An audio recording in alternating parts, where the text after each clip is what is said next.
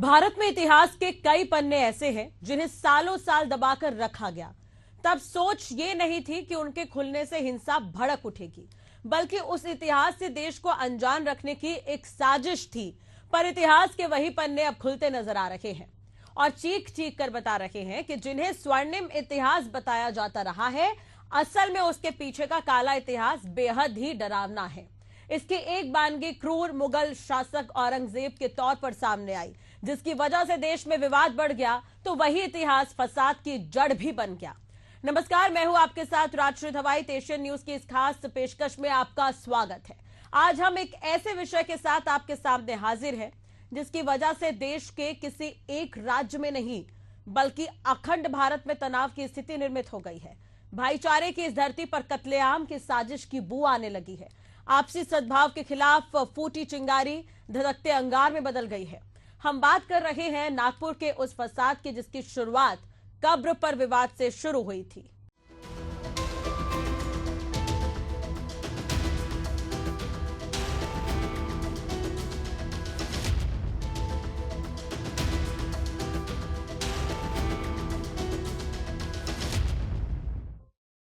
देश में केवल महाराष्ट्र ही नहीं बल्कि समूचा राष्ट्र छत्रपति शिवाजी महाराज को आदर्श मानकर पूजता है, तो उनके छावा यानी कि छत्रपति संभाजी महाराज के अदम्य साहस को नमन करता है।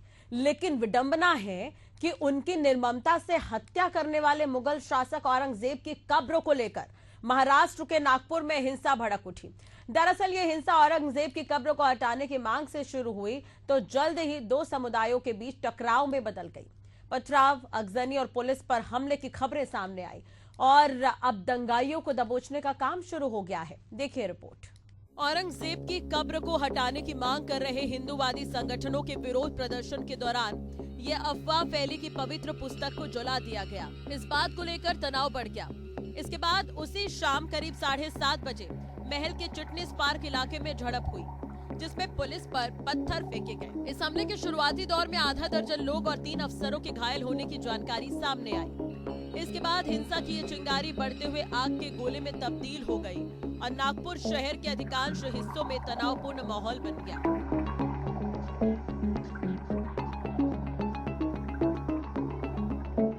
नागपुर में औरंगजेब का पुतला जलाने पर हुई हिंसा के बाद मंगलवार को 11 इलाकों में कर्फ्यू लगा दिया गया।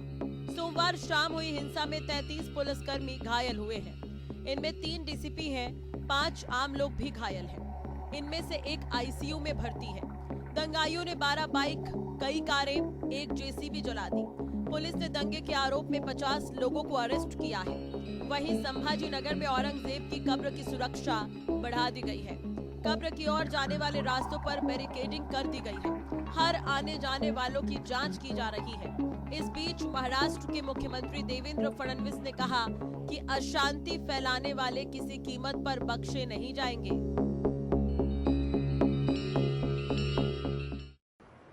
नागपुर के महल इलाके में जिस प्रकार से तनाव की स्थिति निर्माण हुई, ये बहुत ही निंदनीय है। जिस प्रकार से कुछ लोगों ने पत्थरबाजी की है, पुलिस पर भी पत्थर फेंके हैं, ये बिल्कुल गलत है। मैं स्वयं इन सारी घटनाओं पर नजर रखकर हूँ। मैंने पुलिस कमिश्नर को ये कहा है कि कानून व्यवस्था बनाने के लिए जो भी कड़े से कड़े कदम उठाने की आवश्यकता हो उठाए जाए और शांति को बनाया जाए। अगर कोई दंगा करता है, कोई पुलिस पर पत्थर फेंकता है, कोई समाज में तनाव निर्माण करता है, तो ऐसे सभी लोगों के ऊपर कड़ी से कड़ी कार्रवाई की जाए। और मैं सभी को अपील करता हूं कि नागपुर एक बहुत ही शांति प्रिय इस प्रकार की नगरी है। यहाँ की शांति भंग न हो, इस प्रकार से सभी लोगों ने व्यवहार और बर्ताव करना चाहिए। और कोई भी अगर इस प्रकार से तनाव निर्माण करने का प्रयास करेगा तो उसके ऊपर बहुत कड़ी कार्रवाई की जाएगी। नागपुर के 11 इलाकों में कर्फ्यू लगा दिया गया। हिंसा से जुड़े लोगों की पहचान के साथ ही उनकी गिरफ्तारी का दौर भी जारी है, लेकिन तनाव कमजोर नहीं पड़ा है। दर्जन भर से ज्यादा वाहनों को आग के हवाले करने के बाद राख के नीचे चिंगारी अब भी नागपुर में सुलग रही है। इस बीच जिस तरह के सियासी बयान सामने आ रहे हैं, वो उस राख के नीचे सुलग रही चिंगारी को कब धधकते आग में तब्दील कर देंगे कहा नहीं जा सकता।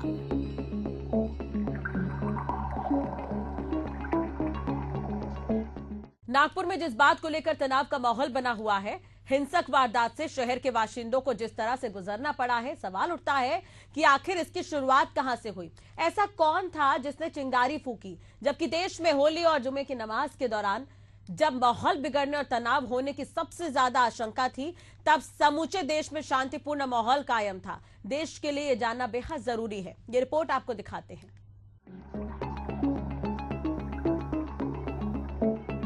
ये एक कड़वी सच्चाई है कि देश में ज्यादातर हिंसा की वजह सियासी बयानबाजी ही रही है।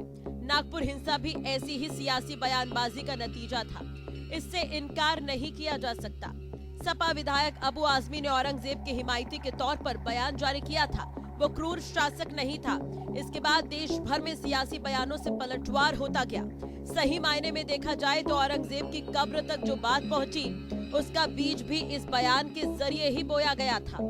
इस मामले को लेकर महाराष्ट्र के उप मुख्यमंत्री एकनाथ शिंदे और मंत्री नीतीश राणे ने सीधे तौर पर नागपुर हिंसा के लिए सपा नेता अबू आजमी को ही जिम्मेदार ठहराया है।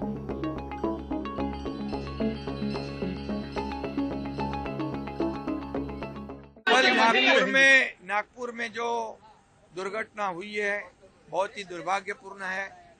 जो आगजनी हुई है, जहाँ पर कई लोग 2-4 हजार लोग इकट्ठा होकर जो समाज कंटक थे, उन्होंने कई घरों को वहाँ पर मोमिनपुरा है, महाल एरिया है, चिटनीस पार्क है, यहाँ पर इकट्ठा होकर लोगों के घरों को लक्ष्य कर दिया, टारगेट कर दिया, पथराव किया, आगजनी कर दी, वहाँ की गाड़ियां जलाई और एक ऐसे जगह पर उनकी गाड़ियां 100-150 पार्क होती थी। वहाँ मोमिनपुरा में एक भी गाड़ी खड़ी नहीं की। इसका मतलब ये होता है कि ये पूर्व नियोजित साजिश थी क्या? इसकी भी पुलिस तफ्तीश कर रही है। पुलिस के ऊपर ये तो लोगों के ऊपर हमला किया ही, लोग तो बाल बाल बचे। पुलिस आ गई, फायर ब्रिगेड आ गई, उनकी गाड़ियों को भी लक्ष्य कर दिया, उनको भी टारगेट किया। इसमें 4 डीसीपी लेवल के अधिकारी घायल है, उनको पत्थरबाजी कर दी, उनके ऊपर हथियार से हमला किया है। 30 पुलिस कर्मचारी घायल है। पुलिस जो कानून व्यवस्था बनाए रखने का काम करती है, पुलिस शांति और अमन बनाने का काम करती है, उनके ऊपर हमला करना, इसका मतलब कानून पर हमला करना और कानून को हाथ में लेना है।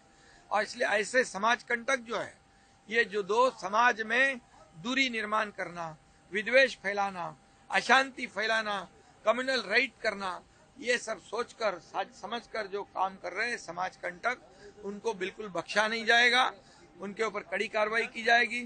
स्वयं मुख्यमंत्री बार बार इस घटना का जायजा ले रहे हैं। पुलिस विभाग पूरी तरह इसकी रूट तक जाएगी। इसके पीछे कौन है, क्या राजनीति है, और किसी को भी छोड़ेगी नहीं, कड़ी कार्रवाई करेगी। हाउस चालू है, विधानसभा का हाउस चालू है, तो हाउस में अगर इस बारे में अगर मेरे नाम लेके अगर कोई मांग हुई रहेगी तो उसके ऊपर बोलने का मेरे को अधिकार है। कोई gateway of India, linking road इधर खड़ा रह के कोई मांग करेगा सिग्नल पे, तो मैं थोड़ी उसका जवाब दे दूँ। हमारे राज्य के मुख्यमंत्री और हमारे उप मुख्यमंत्री एकनाथ शिंदे जी ने इसके बारे में अधिकृत निवेदन, ऑफिशियल निवेदन किया। इसके बारे में सारे को घटनाक्रम कैसे हुआ, उसने किस तरीके से सुबह सुबह वीएचपी और बजरंग दल का आंदोलन हुआ, फिर शाम सब वो आंदोलन शांत होने के बाद इनका शाम को कार्यक्रम कैसे शुरू हुआ, ये सब के बारे में उन्होंने ऑफिशियल स्टेटमेंट दिया है। वही चीज सत्य है, क्योंकि राज्य के प्रमुख है, होम मिनिस्टर है, उन्होंने जो कोई मालूमात दी है वो सत्य है। उसके साथ जिसने भी पुलिस के ऊपर हाथ उठाया, वो हाथों को तो हम छोड़ेंगे नहीं। जिसने हमारे डीसीपी लेवल से लेके मुझे लगता है 33 पुलिस लोगों के ऊपर आज जख्मी हुए। ये किस तरीके का आंदोलन है कि तुमको पुलिस लोगों के ऊपर हाथ उठाना पड़ता है? इसके पहले भी आजाद मैदान के ऊपर रजा एकेडमी का आंदोलन हुआ था, तभी भी पुलिसों के ऊपर हाथ उठाया गया था, महिला पुलिसों के ऊपर हाथ उठाया गया था। कुछ सालों पहले मुझे लगता है 2008 के करीब, तभी भी भिवंडी में रजा एकेडमी का आंदोलन हुआ था, वहां भी 2 पुलिसकर्मियों को मार डाला गया था। फिर मालेगांव, नांदेड़, यहाँ भी जब आंदोलन हुआ था तभी भी पुलिस लोगों के ऊपर हाथ उठा के उनके ऊपर मारा गया था। तो हमेशा पुलिस लोगों के ऊपर हाथ उठाने का क्यों आंदोलन होता है? ये जिहादों के माध्यम से तुमको आंदोलन करना है ना, तो अपना लोकशाही तरीके से आंदोलन करो ना, अपना विचार रखो लोगों के सामने, अपना मुद्दा बताओ, तुमको पुलिस लोगों के हाथ उठाने की क्या जरूरत है? इसलिए जो जो हाथ हमारे पुलिसों के ऊपर उठाए, अभी उनको भी हम उनके अब्बा पाकिस्तान का अब्बा याद ध्यान में आएगा। इस तरीके का एक्शन हमारे देवा भाऊ के सरकार के माध्यम से होगा।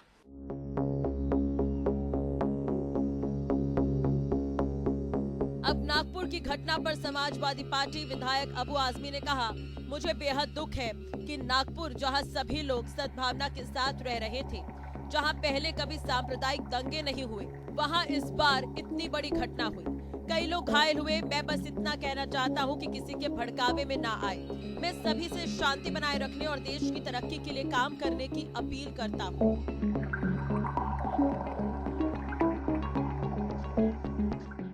मुझे बहुत अफसोस है, दुखी हूं मैं कि आज वो नागपुर जहां कभी भी सांप्रदायिक दंगे नहीं हुए, सब भाई भाई की तरह से रहते थे, उस नागपुर में इतना बड़ा फसाद हो गया, कितने लोगों को चोट आ गई।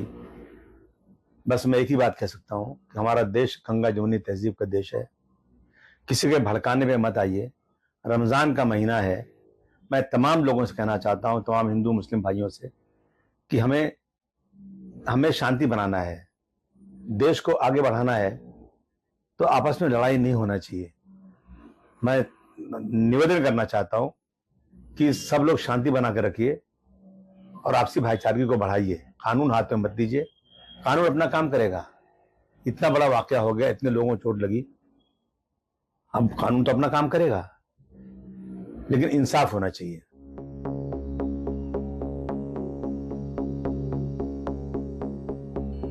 वहीं नागपुर हिंसा पर शिवसेना यूबीटी नेता आदित्य ठाकरे ने कहा, मुझे ये जानना है कि मुख्यमंत्री कार्यालय से कोई रिएक्शन क्यों नहीं आया। जब अफवाहें फैलने लगी थी, जब किसी शहर में ऐसी घटना होती है, जबकि नागपुर तो मुख्यमंत्री का शहर है, वे मुख्यमंत्री भी हैं और गृह मंत्री भी हैं। कभी भी ऐसी घटना होती है तो पहला मैसेज सीएमओ गृह विभाग को आता है। दोनों उनके पास है, तो क्या उन्हें पता नहीं था कि ये घटना होने वाली है? मेरा अंदाजा यही है कि भाजपा को महाराष्ट्र का मणिपुर बनाना है। आप मेरी रिएक्शन पूछ रहे हैं नागपुर की घटना पे, लेकिन मुझे ये जानना है कि मुख्यमंत्री कार्यालय से क्यों ना कोई रिएक्शन आई जब अफवाहें फैलने लगी थी। जब भी किसी शहर में ऐसी घटना होती है, और ये तो खुद मुख्यमंत्री का शहर है, स्वयं उनका शहर है, मुख्यमंत्री भी है, वो गृह मंत्री भी है, और ये अनुमान लगाया जाता है, मैंने भी सीएमओ काफी नजदीक से देखा है, कभी भी ऐसी घटना होती है तो पहला रिपोर्ट सीएमओ को आता है, सीएम के मोबाइल फोन पे आता है, होम डिपार्टमेंट भी आता है, दोनों डिपार्टमेंट्स उनके साथ है। क्या उनको पता नहीं था ये होने वाला है? मेरा अंदाज यही है कि भाजपा को महाराष्ट्र का मणिपुर करना है। मणिपुर में अगर आप देखें तो पिछले 1 साल से जैसी बातें हो रही है, वैसे ही दंगे हो रहे हैं, किसी ना किसी को जलाया जा रहा है, किसी को मारा जा रहा है। क्या आज वहां इन्वेस्टमेंट जाएगी? क्या कोई पर्यटन जाएगा? नहीं जाएगा। और यही उनको महाराष्ट्र का करना है, यही हाल उनको महाराष्ट्र के करने हैं। और जहां जहां भाजपा को शासन चलाने नहीं आता है, वहां दंगे भड़काते। नागपुर हिंसा को लेकर प्रत्यक्षदर्शियों ने कहा कि शाम को महल वाले क्षेत्र से दंगा की जो चिंगारी फूटी, महज आधे घंटे के भीतर आसपास के सभी इलाकों में फैल गई। हाथों में तलवार, रॉड, पत्थर समेत दूसरे तरह के हथियार थे। पुलिस पर पथराव हो रहे थे। लगभग 1000 लोग बड़े पैमाने पर पथराव, तोड़फोड़ और अगजनी में शामिल थे, जिसमें कई वाहन और घर क्षतिग्रस्त हो गए। नागपुर पुलिस कमिश्नर के मुताबिक हिंसा रात 8 से 8:30 बजे के बीच चरम पर थी, जिसके बाद सुरक्षा बलों को हस्तक्षेप करना पड़ा। हिंसा नागपुर के हंसपुरी इलाके में फैल गई, जहां अज्ञात व्यक्तियों ने दुकानों में तोड़फोड़ की, वाहनों को आग लगा दी।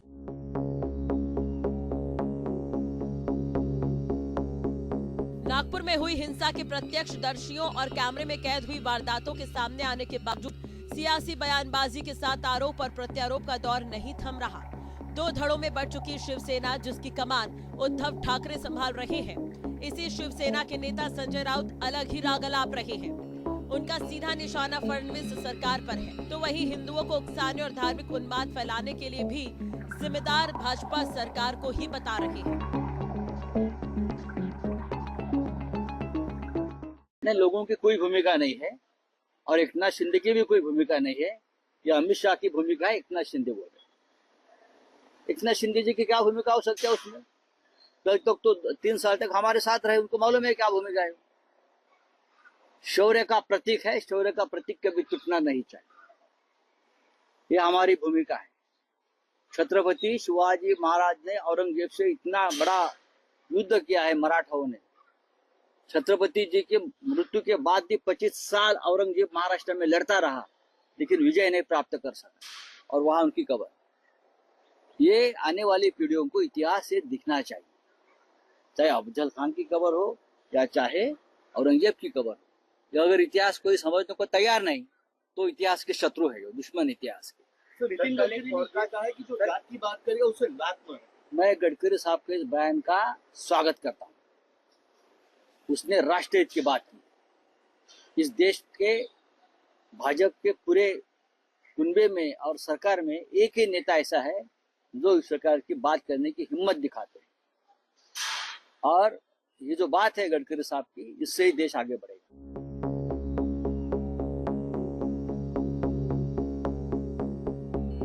आमतौर पर सियासी मामलों में विश्व हिंदू परिषद, बजरंग दल जैसे धार्मिक संगठन बचना चाहते हैं, लेकिन नागपुर में भड़की हिंसा के बाद विश्व हिंदू परिषद के महामंत्री मिलिंद परांडे का एक बयान सामने आया है, जिसमें उन्होंने अफवाह को लेकर अपनी बात रखी।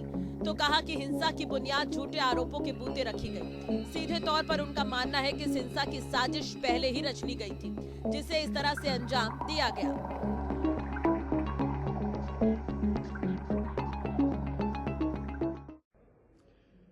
महाराष्ट्र के नागपुर में कल रात्रि को जो आगजनी और हमले की घटनाएं मुस्लिम समाज के एक वर्ग ने कल की है, वो पूर्णतः निंदनीय है।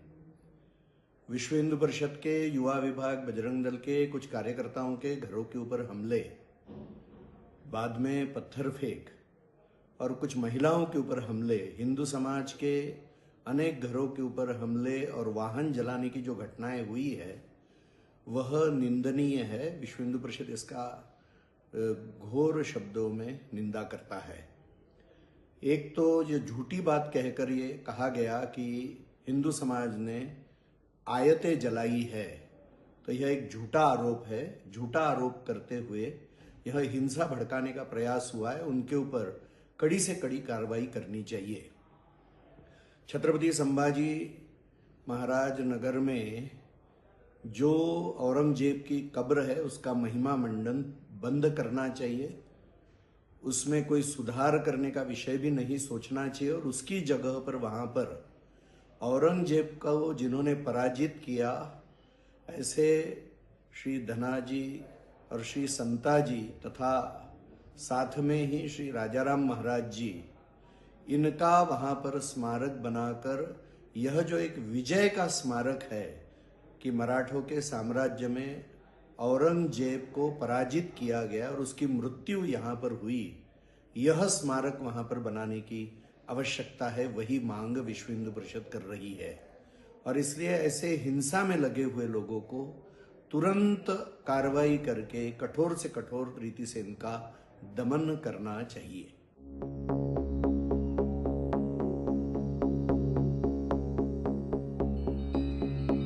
नागपुर में भड़की हिंसा के तत्काल बाद पुलिस बल के साथ ही फायर ब्रिगेड भी पूरे दल बल के साथ मौके पर था, लेकिन जिस तरह के हालात थे उसे लेकर एफबीओ ने कुछ बताया। सारी हकीकत तस्वीरों में नजर आ रही है, तो दूसरी तरफ प्रदेश के गृह राज्य मंत्री का बयान नागपुर की हिंसक घटना का प्रमाणित साक्ष्य है।